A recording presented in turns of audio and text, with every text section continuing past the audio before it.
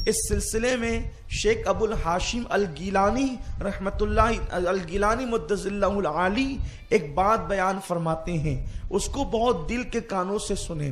سرکار غوث الاعظم دستگیر ہم قادریوں کے پیر سیدنا شیخ عبد القادر جیلانی البغدادی رضی اللہ تبارک و تعالی عنہ جب پہلی مرتبہ حج کے لیے تشریف لے گئے، جب آپ حج کے لیے گئے تو اس وقت آپ جب حج کے لیے گئے تو آپ کے ساتھ آپ کے 20,000 شاگرد علماء تھے، بڑے بڑے علماء آپ کے ساتھ حج کے لیے تھے۔ ظاہر سی بات ہے اگر عمرہ یا حج کے لیے مسجد کا کوئی امام ساتھ ہو جائے تو انسان سوچتا ہے کہ میرے مقدر کی معراج ہے کہ میں ایسے شخص کے ساتھ جا رہا ہوں کہ میں نہیں کروں گا، اور اگر وہ شخص روحانی طور پہ پاورفل ہے تو پھر اس کی برکت سے اپنا حج اور عمرہ بھی قبول ہو جائے گا۔ میرے پیارے آقا صلی اللہ علیہ وسلم کے پیارے دیوانوں، تو سرکار غوث الاعظم کے ساتھ جس کو حج کرنے کی سعادت نصیب ہو اس کے مقدر کے کیا کہنے۔ میں تو کہتا ہوں کہ جو ان کی چوکھٹ پہ بیٹھنے والا کتا ہے ہم اس کے برابر بھی نہیں ہو سکتے، تو جو ان کے ساتھ حج کے لیے پیچھے پیچھے چلے ہوں گے اس قافلے کی شان کا عالم کیا ہوگا۔ 20,000 بڑے بڑے متبحر علماء، فقہا، محدثین، مفتیان کرام حضور غوث الاعظم پیر دستگیر کے ساتھ میں ہیں، اور آپ کے ساتھ جو ہے وہ آپ کے مریدین بھی ہیں۔ آپ اس شان کے ساتھ جب حرم کعبہ میں داخل ہوئے تو وہاں کے جو مفتی اعظم تھے، مفتی اعظم مکہ اس دور کے، انہوں نے کہا من انت، تو کون ہے؟ آپ کی اتنی شان و شوکت دیکھی، چونکہ سرکار غوث الاعظم بڑے پیر صاحب بہت قیمتی لباس بھی پہنتے تھے اور بہت شان و شوکت کے ساتھ آپ کی زندگی گزرتی تھی، تو بڑے پیر صاحب کو اتنے ٹھاٹ باٹ سے اور پیچھے اتنا بڑا جمگٹھا دیکھ کر کے پوچھا من انت، تو کون ہے؟ سرکار غوث پاک اس کے لب و لہجے سے سمجھ گئے کہ یہ صاحب کہنا کیا چاہتے ہیں۔ ظاہر سی بات ہے انسان کے پاس اگر علم ہوتا ہے تو اس علم کی گرمی بھی ہوا کرتی ہے۔ یاد رکھیں علم والے دو قسم کے ہوتے ہیں، ایک علم ظاہر والے اور ایک علم اللہ والے۔ جو علم ظاہر والے ہوتے ہیں وہ چھوٹی چھوٹی باتوں پر جو ہے پنکتے ہیں، لڑتے ہیں، جھگڑتے ہیں، یہ علم ظاہر والوں کی بات ہے۔ لیکن جن علم کے ساتھ اللہ والے ہوتے ہیں تو پھر وہ بہت سنجیدہ ہوتے ہیں، بہت با اخلاق ہوتے ہیں، بہت با کردار ہوتے ہیں، بہت با عمل ہوتے ہیں۔ ان کو دیکھو تو خدا یاد آتا ہے، ان کی زندگی کو دیکھو تو رسول پاک کی زندگی یاد آتی ہے، بس ان کی زندگی ہی بڑی عجیب ہوتی ہے۔ تو مفتی اعظم مکہ نے کہا تو کون ہے؟ تو حضور غوث الاعظم دستگیر بڑے پیر صاحب نے کہا آپ کو کام کیا ہے؟ تو چونکہ غوث پاک کوئی چھوٹی موٹی ذات تو تھی نہیں، آپ نے فرمایا آپ کو کام کیا ہے؟ تو کہا کہ آپ کو دیکھ کر، آپ کا رکھ رکھاؤ دیکھ کر، آپ کا ٹھاٹ باٹ دیکھ کر مجھے ایسا لگتا ہے کہ آپ عالم دین ہیں۔ میرے غوث نے فرمایا الحمدللہ میں عالم دین ہوں۔ تو اس مفتی اعظم مکہ نے کہا آپ مجھے جانتے میں کون ہوں؟ میں مکے کا مفتی اعظم ہوں۔ تو انہوں نے فرمایا مفتی اعظم مکہ نے کہ آپ کا نام کیا ہے؟ تو آپ نے فرمایا مجھے عبد القادر الگیلانی کہتے ہیں، یعنی جیلانی کہتے ہیں۔ حضور غوث الاعظم سے مفتی اعظم مکہ نے کہا اگر آپ اتنے بڑے عالم ہیں تو چلو بیٹھتے ہیں اور بیٹھ کر کے کچھ مسئلے مسائل پر بحث و مباحثہ کرتے ہیں، اس لیے کہ عالم کتنی بھی بڑی پگڑی باندھ کر کے آئے، کتنا بھی خوبصورت لباس پہن کر کے آئے، اس کا علم کتنا ہے، اس کا علم معیار کتنا ہے، اس کا مبلغ علمی کتنا ہے، یہ کب پتہ چلتا ہے؟ جب وہ گفتگو کرتا ہے، جب وہ بات چیت کرتا ہے، جب وہ مسائل پر زبان کھولتا ہے، تب پتہ چلتا ہے کہ اس کے پاس علم کتنا ہے۔ تو ظاہر سی بات ہے پیچھے تو 20,000 کی فوج ہے، لیکن آپ کو آتا جاتا ہی کچھ نہیں تو پھر کیا بات ہے؟ جو سرکار غوث الاعظم دستگیر سے انہوں نے کہا کہ چلو بیٹھ کر کے کچھ بات چیت کرتے ہیں اور مسائل پہ ڈسکس کرتے ہیں۔ حضور غوث پاک نے کہا اب غوث پاک ہیں، غوث پاک چاروں فقہ جانتے تھے، فقہ حنبلی جانتے تھے، فقہ حنفی جانتے تھے، فقہ شافعی جانتے تھے، فقہ مالکی جانتے تھے۔ تو آپ نے فرمایا مفتی اعظم مکہ صاحب سارے بحث و مباحثے بعد میں کریں گے، پہلے آپ میرے ایک سوال کا جواب دو۔ مفتی اعظم مکہ نے کہا کیا سوال ہے آپ کا؟ اس لیے کہ جس کی ساری زندگی کتابیں پڑھنے اور پڑھانے میں گزری ہو تو اس کے لیے سوالات کی حیثیت کیا ہو سکتی ہے؟ تو حضور غوث الاعظم دستگیر نے فرمایا مفتی صاحب یہ بتائیے کہ حضور صلی اللہ علیہ وسلم نے ساری زندگی غسل فرمایا، اس پر کوئی کلام اور بات چیت نہیں، لیکن حضور علیہ السلام کا پوری زندگی کا غسل قیمتی، ایک ایک لمحہ قیمتی، مگر سب سے قیمتی غسل جو حضور علیہ السلام کا تھا وہ بعد از وصال تھا۔ وصال کے بعد حضور صلی اللہ علیہ وسلم کا غسل سب سے قیمتی غسل تھا۔ تو وہ غسل جو دیا ہے مولا علی نے دیا ہے، وہ غسل کا پانی کہاں چلا گیا؟ وہ غسل رسول کا پانی جو حضور کے جسم سے مس ہوا، وہ پانی کہاں چلا گیا؟ جیسے ہی غوث الاعظم دستگیر نے سوال کیا تو مفتی اعظم مکہ کو حیرت ہوئی کہ اتنا سوال مضبوط اور اتنا زبردست ہے تو یہ کوئی آدمی معمولی نہیں لگتا، لیکن وہ بھی مفتی اعظم مکہ تھے، کوئی معمولی آدمی تو نہیں تھے، پوری زندگی پڑھنے پڑھانے میں گزری تھی، بہت بڑے عبادت گزار متقی پرہیزگار آدمی بھی تھے۔ انہوں نے فرمایا کہ حضرت آپ رات کی مہلت دیں، کل صبح ہم پھر ملیں گے انشاءاللہ، اور میں آپ کے سوال کا جواب انشاءاللہ کل دوں گا، آج مجھے نہیں معلوم ہے۔ دیکھو یہ کہنا کہ مجھے نہیں معلوم ہے یہ بھی ایک علم ہے۔ آج کل انسان مجھے نہیں معلوم ہے یہ کہنے میں شرم محسوس کرتا ہے، حالانکہ نہیں معلوم ہے تو نہیں معلوم ہے۔ ارے نہیں معلوم ہے کہنا یہ فرشتوں کی سنت ہے، سبحانک لا علم لنا، یہ لا علم لنا کہنا یہ فرشتوں کی قدسیوں کی سنت ہے، اور مجھے سب آتا ہے کہنا اور اس پہ غرور کرنا یہ شیطان کا طریقہ ہے۔ تو مفتی اعظم مکہ نے کہا حضور کل انشاءاللہ، کیونکہ اب وہ سوال سن کر ہی کان کھڑے ہو گئے کہ سوال کرنے والا کوئی معمولی آدمی نہیں ہے، تو وہ اب گئے اور رات بھر ادھر ادھر خوب جو ہے وہ کتابیں دیکھتے رہے، لیکن ان کو کہیں کچھ نہ ملا نہ ملنا تھا۔ اور جب خوب پریشان ہوئے تو بعد میں وہ فجر کی نماز سے کچھ پہلے جب تھک گئے کتابیں دیکھتے دیکھتے تو آپ سو گئے، دعا کرتے ہوئے سو گئے، اللہ میری مشکل کو آسان کر دے۔ اچھا ایک سوال یہ پیدا ہوتا ہے کہ حضور صلی اللہ علیہ وسلم نے جو غسل کیا تھا بعد وصال، جو آپ کو غسل دیا گیا تھا، وہ کتنا قیمتی تھا آپ کو معلوم ہے؟ وہ کتنا قیمتی تھا، اور اس پانی کی برکت کیا تھی، اس پانی کی شان کیا تھی؟ مولائے کائنات شیر خدا علی مرتضیٰ منبر پہ کھڑے ہو کر فرماتے تھے مجھ سے جو پوچھنا ہے پوچھ لو، مجھ سے جو پوچھنا ہے پوچھ لو، میں تمہیں بتا دوں گا۔ حتیٰ کہ مولائے کائنات گھوڑوں کا نسب تک بتا دیتے تھے، کون سا گھوڑا کس کی اولاد میں سے ہے، گھوڑوں کا۔ یہاں تو انسانوں کے نسب محفوظ نہیں ہے، لیکن مولائے کائنات گھوڑوں کے نسب بتا دیا کرتے تھے۔ میرے پیارے آقا صلی اللہ علیہ وسلم کے پیارے دیوانوں، تو ایک دن کسی نے پوچھ لیا اے علی، آپ کو اللہ نے اتنا علم دیا کہ آپ کہتے ہیں کہ مجھ سے جو پوچھنا ہے پوچھ لو میں تمہیں بتا دوں گا، تو آپ یہ بتائیں اتنا علم آپ کے پاس آیا کہاں سے؟ ذرا توجہ کریں۔ حضور علیہ الصلوۃ و تسلیم کے غلاموں، مولائے کائنات شیر خدا علی مرتضیٰ باب مدینۃ العلم سے کسی نے کہا علی آپ کہتے ہیں جو پوچھو گے میں بتا دوں گا، تو یہ بتاؤ کہ یہ علم آیا کہاں سے ہے؟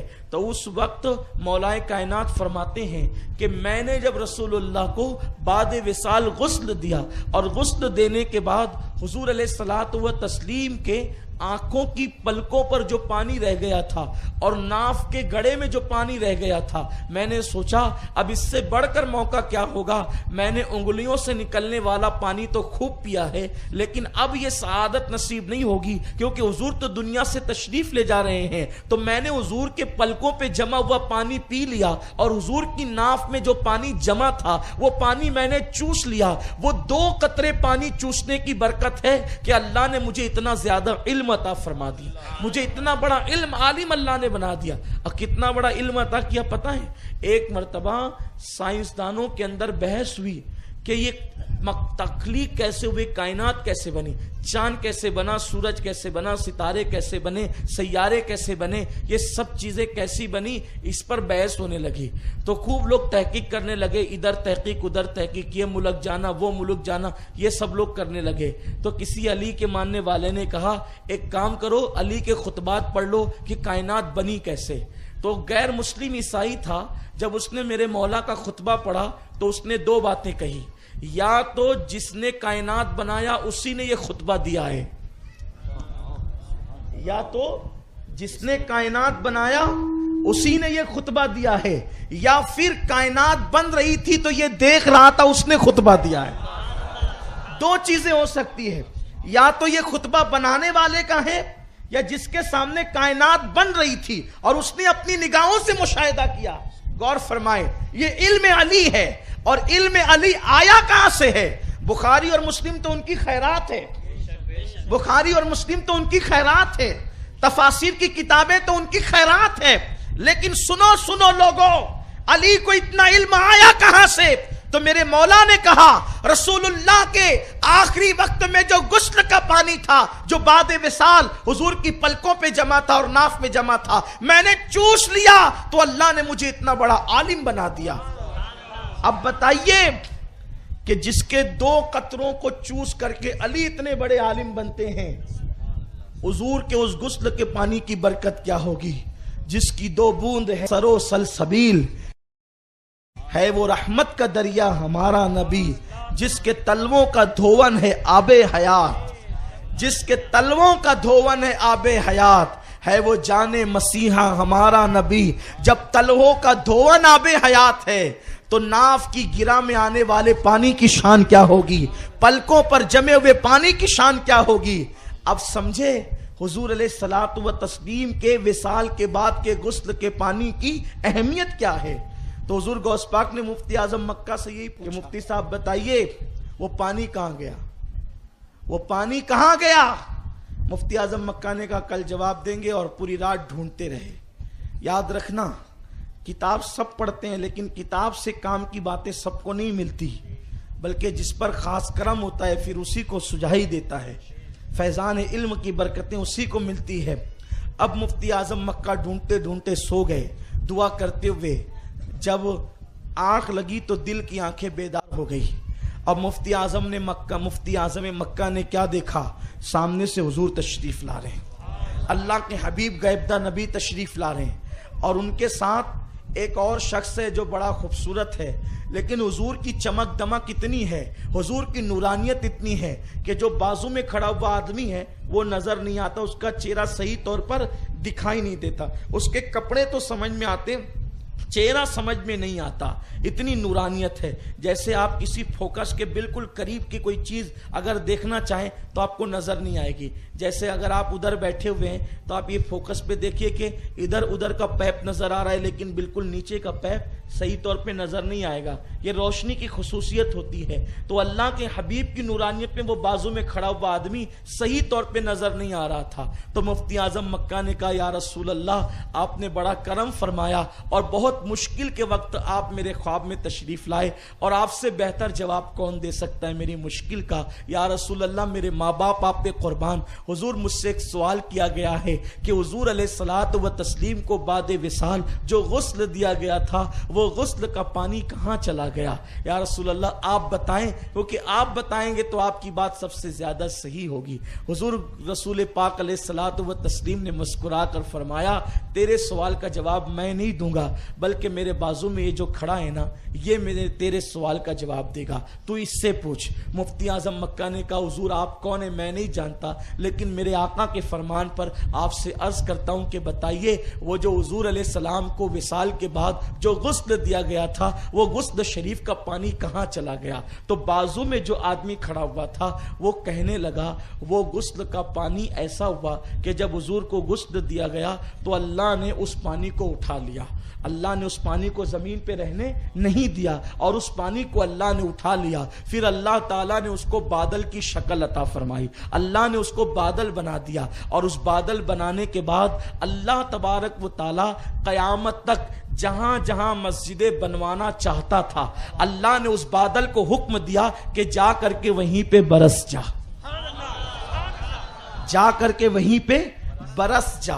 تو اب مسجد غوثیہ نوریہ بھی اپنے محلے کا پلاٹ ہے، مسجد امیر حمزہ بھی اپنے محلے کا پلاٹ ہے، مسجد یا رسول اللہ بھی اپنے محلے کا پلاٹ ہے، مسجد فیض رسول اور اولیاء مسجد بھی اپنے محلے کا پلاٹ ہے، لیکن اپنے گھر میں اور اس میں فرق یہ ہے کہ اپنے گھر میں کتوں کے پیشاب کبھی پڑے ہوں گے، لیکن یہ وہ اللہ کے گھر ہیں جہاں پر رسول اللہ کے غسل کا پانی گرا ہوا ہے۔ حضور علیہ الصلوۃ و تسلیم کے غسل کا پانی گرا ہوا ہے. توجہ فرمائیں, اب اگر رسول پاک کے بعد وصال کے غسل کے پانی کی برکت ہم پانا چاہتے ہیں تو مسجد میں آ کر کے بیٹھ جاؤ, اس پانی کی برکتیں نصیب ہو جائے گی, اس پانی کی برکتیں مل جائے گی. یہ مسجدیں ہیں مسجدیں. مسجدوں کا مقام تو دیکھو, جو 2 قطرے مولا علی کو مل جائے تو علی المرتضی اتنے بڑے عالم بن جائیں. اللہ اکبر. میرے اللہ نے محبوب کے پانی کے غسل کے پانی کے قطروں کو وہاں پر برسایا جہاں پر قیامت تک مسجد بنانی تھی, اور جہاں جہاں بھی وہ پانی کے قطرے گرے ہیں اللہ تبارک و تعالیٰ نے اس پانی کے قطروں کی حفاظت کی ہے. اور آج نہیں تو کل صحیح, کل نہیں تو پرسوں صحیح, کبھی نہ کبھی ضرور بھی ضرور جو ہے وہ وہاں پر مسجد بنے گی. اسی لیے ایک مرتبہ جو مسجد بن جاتی ہے قیامت تک وہ مسجد رہتی ہے. اگر مسجد کو آپ ہٹا نہیں سکتے, کیوں نہیں ہٹا سکتے؟ اس لیے نہیں ہٹا سکتے کہ پلاٹ کی قیمت نہیں ہے. اس کو ہٹا کے اس سے قیمتی پلاٹ مل جائے گا, پیسوں کے اعتبار سے قیمتی مل جائے گا, لیکن یہاں جو قطرے گرے ہیں رسول پاک کے غسل پاک کے, تو پھر وہ کہاں ملیں گے؟ تو اس لیے بڑی قیمتی ہوتی مسجدیں. تو اس شخص نے بتایا, یہ خواب سے بیدار ہوئے تو بالکل حاشاش بشاش تھے اور بہت خوش تھے. آنے دو اس اجنبی کو اور اس اجمی کو, اس اجمی عالم کو, اب ہم ان سے بات کریں گے. اس کے بعد جب صبح ہوئی تو میرے غوث فرشان کے ساتھ آئے. آنے کے بعد آپ نے وہ سوال ہی نہیں کیا, غوث پاک نے وہ سوال ہی نہیں کیا. کیوں؟ نظر تو الی بلاد اللہ جمعا کا خردلتین علی حکم اتصالی, کہ میں اللہ کے شہروں کو ایسے دیکھتا ہوں جیسے تم ہتھیلی پہ رائی کا دانہ دیکھتے ہو, اور فرماتے میں تمہارے دلوں کو بھی دیکھتا ہوں. فرماتے ہیں اگر میری زبان پہ شریعت کی پابندی نہ ہو تو جو کھا کے آتے وہ بھی بتا دوں گا, اور جو بچا کے آتے وہ بھی بتا دوں گا, جو سوچتے وہ بھی بتا دوں گا, جو دل میں وہ بھی بتا دوں گا, جو پیٹ میں وہ بھی بتا دوں گا. یہ میرے غوث کی شان ہے, اور لوگوں کو بتایا بھی آپ نے. غوث پاک ان سے باتیں کرتے رہے, مفتی اعظم مکہ بے چین ہوتے رہے, یہ پوچھتے کیوں نہیں, یہ پوچھتے کیوں نہیں. آخر کار غوث پاک نے وہ سوال کیا ہی نہیں, تو انہوں نے تنگ آ کے کہا کہ کل والا سوال آپ نہیں کرتے, کل والا سوال آپ پوچھتے نہیں. غوث پاک نے ایسا فرمایا جیسے کہ آپ ہاں جی بتائیں, کہ آپ نے وہ اس کا جواب ڈھونڈا. کہا ہاں, دراصل ایسا ہے شیخ عبد القادر صاحب کہ وہ جو رسول اللہ کے غسل کا پانی تھا بعد وصال, اللہ نے اس کو آسمان پہ اٹھایا, بادل بنایا, اور قیامت تک جہاں مسجدیں بنوانی تھی وہاں پر اس کو برسا دیا تاکہ وہاں پہ مسجد بن سکے اور مسجدوں کو عظمت اور برکت مل سکے. اب یہ بات تو انہوں نے بتا دی. بات جب کوئی بیان کرے تو اس سے پوچھا جائے کہ یہ آپ نے کہاں پڑھا. جب اس سے حوالہ مانگے کہاں پڑھا, تب پول کھلتی ہے کہ اس نے محنت سے بیان کیا کہ چھڑا کے بیان کیا. صحیح ہے, یہی بات ہوتی ہے. تو غوث پاک نے کہا آپ نے جواب تو دیا ہے, لیکن یہ جواب آپ نے پڑھا کہاں, اس کا حوالہ کیا ہے, کہاں پڑھا آپ نے اس کو؟ تو جیسے انہوں نے سنا نا اس کو پڑھا کہاں ہے, تو اب تو صحیح بات تو پیش کرنی تھی. انہوں نے کہا میں پوری رات ڈھونڈتا رہا, مجھے کہیں ملا نہیں, لیکن دراصل بات یہ ہوئی کہ میں نے حضور کو خواب میں دیکھا, حضور کو خواب میں دیکھا اور خواب میں دیکھ کر کے پوچھا. تو غوث پاک نے فرمایا وہ خواب آپ بیان کریں گے آگے کا یا میں بیان کروں؟ آپ نے رسول پاک کو خواب میں دیکھا تو وہ خواب آپ بیان کریں گے یا میں بیان کروں؟ مفتی اعظم مکہ نے کہا اگر آپ بیان کریں گے تو اور زیادہ اچھا ہوگا, اگر میرا خواب آپ بیان کریں تو اس سے بڑی بات کیا ہوگی. تو پھر میرے غوث نے فرمایا آپ نے رسول اللہ سے کہا اچھا ہوا آپ میری مشکل کے وقت تشریف لائے, اور پورا جو خواب میں آپ کو سنا چکا ہوں. تو رسول پاک سے آپ نے پوچھا کہ یا رسول اللہ بتائیں آپ کے وہ غسل کا پانی بعد وصال کا کہاں گیا؟ تو رسول پاک نے فرمایا یہ جو میرے بازو میں یہ مرد کھڑا ہے اس سے پوچھ لو, یہ تمہیں بتائے گا. اس کا ایسے رنگ کا کپڑا تھا, اس کے کپڑے کا لباس کا رنگ ایسا تھا, سرکار غوث الاعظم دستگیر کہتے ہیں اس کا لباس کا رنگ ایسا تھا, اس کا چہرہ صاف دکھائی نہیں دیتا تھا. مفتی اعظم مکہ نے کہا ہاں بالکل ایسا ہی تھا. کہا پھر اس شخص نے جواب دیا تھا کہ وہ پانی جو ہے وہ مسجدوں میں گرا, جو آپ نے ابھی جواب دیا وہی جواب اس شخص نے دیا تھا, رسول پاک نے دیا تھا. کہا بالکل کل اس شخص نے دیا تھا. پوچھا وہ شخص کون تھا؟ جانتے ہیں اس کو؟ مفتی اعظم مکہ نے کہا نہیں، میں اس کا چہرہ صاف طور پہ نہیں دیکھ پا رہا تھا کہ وہ کون ہے. غوث پاک فرماتے ہیں وہ بازو میں کھڑا ہوا میں ہی تو تھا.